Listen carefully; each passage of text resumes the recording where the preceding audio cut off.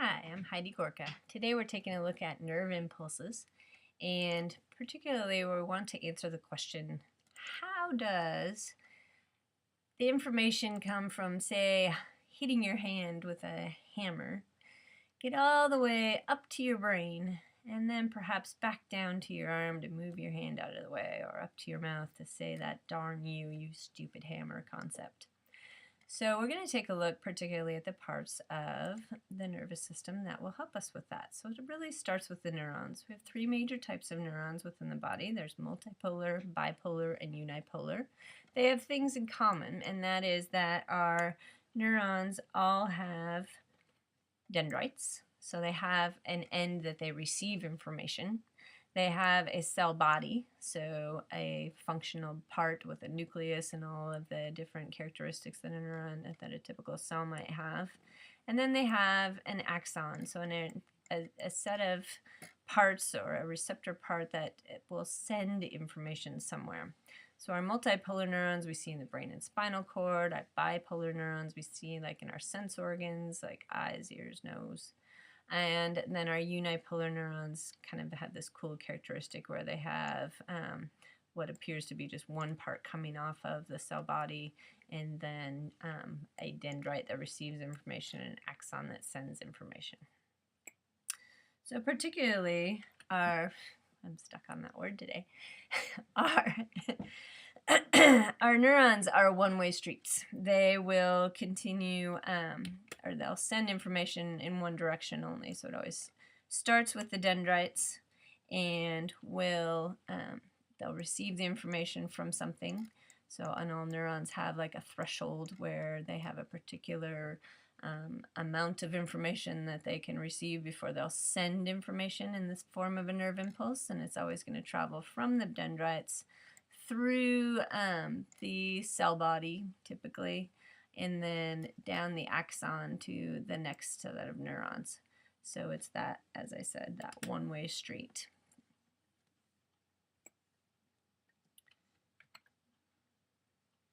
What will allow a neuron to be able to send information is the distribution of ions that it has within and without its parts. So here we're taking a look at dendrites and a cell body on a neuron.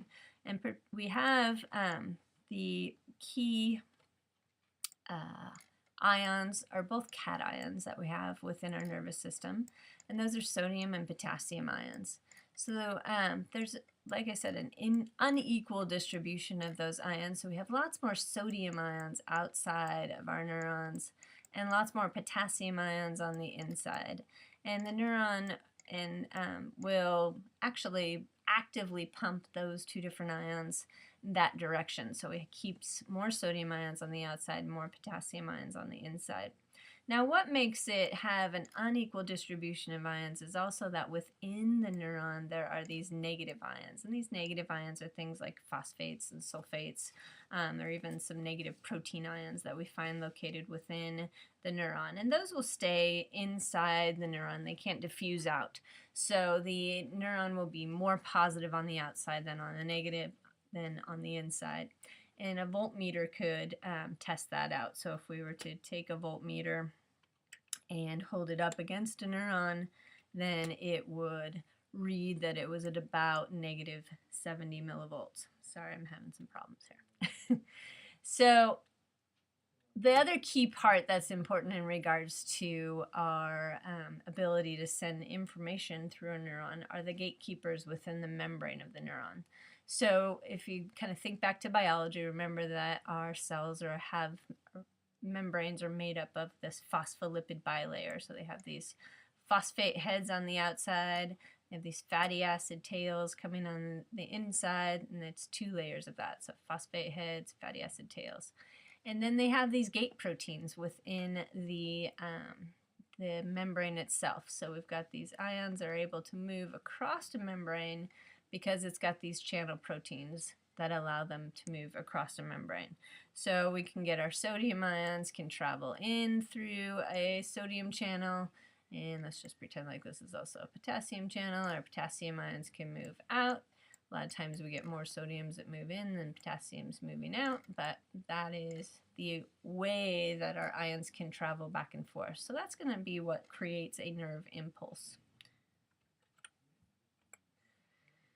So when we look at a neuron, as I said, the key components of a nerve impulse are going to be the transmission of those sodium ions and potassium ions. So remember, we've got this negative 70 millivolt baseline. So if we were to just put our voltmeter on our neuron, we'd see that it's just hanging out at about negative 70 millivolts. Now, let's say this particular neuron is a pain receptor within the hand. So I tap it accidentally a little bit with my hammer. Doesn't do anything because it's not a really strong tap. So then I'm confident. I tap a few more times on my nail, and then I accidentally hit it way too hard. And that way too hard might reach the threshold, what's called the threshold potential of that particular pain receptor. And if it's reached, then those sodium ions, or those sodium channels open, and our sodium ions start rushing in. So when our sodium ions rush in, we call this depolarization, okay? So here's our negative 70, right? So we're looking at this on a graph. We've got our negative 70 millivolts. Here's, say, 0 right here. When our sodium ions rush in, we get less polar. So remember, polar, think of the polarized caps or the polarity of a battery. There's positive on one end, negative on the other, so they're very different, right? So our neuron is polar.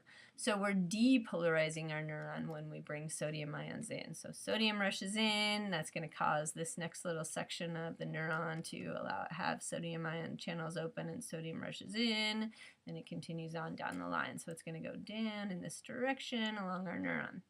Okay, so that's the depolarization piece. The other part that can occur within the neuron is, and does occur, right after that is repolarization. There's something about it changing up its ions. It doesn't really like to be like this. So it's going to turn it back around really quickly. This isn't negative feedback, but it's just the cell's response to having those sodium ions move in. So it's going to actually, a quick way that it can change that polarity is to open up the potassium channel. So the potassium ions are going to go rushing out. So we get our potassium ions rush out right after our sodium ions rush in. Okay, so we repolarize. So if we're again got that voltmeter on it, it's going to spike and then come back down again. So if we look at the big picture, we have, here's our neuron at rest. It's at about negative 70 millivolts.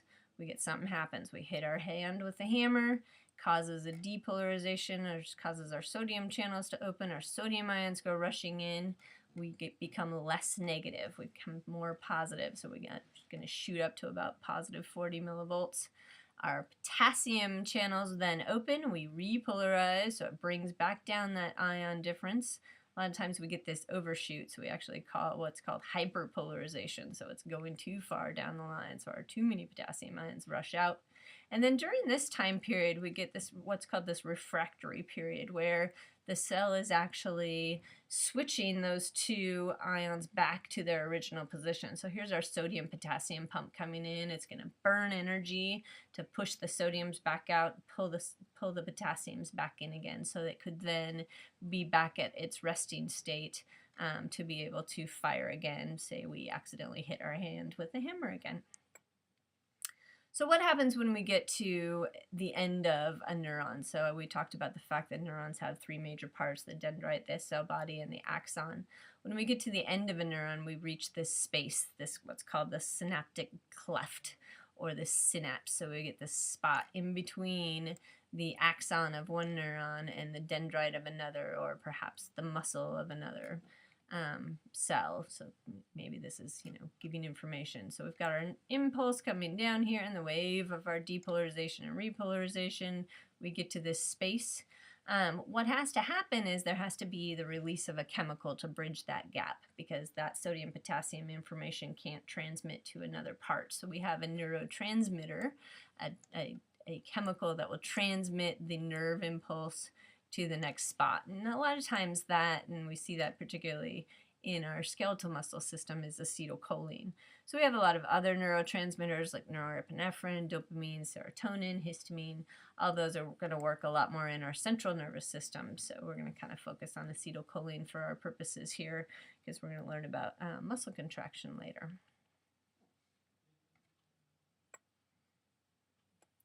So this kind of brings us all back to the beginning in a very quick way to answer the question, why did we feel the pain in our hand when we slammed our hand with the hammer? So again, it's just really focused on that nervous system. So we've got the information from our peripheral nervous system. It came back around through a neuron up to our central nervous systems, or brain and our spinal cord, in the form of a nerve impulse. That nerve impulse was just a transmission of sodium ions and potassium ions. So sodium in, potassium out, and then it switches. And so we get that transmission of information all the way down from our peripheral nervous system through our central nervous system, and then perhaps even out to a motor neuron where in our peripheral nervous system, so we're going to get some sort of effect. So we sense it, we act on it, and there's some sort of effect that occurs. So that one-way street works great.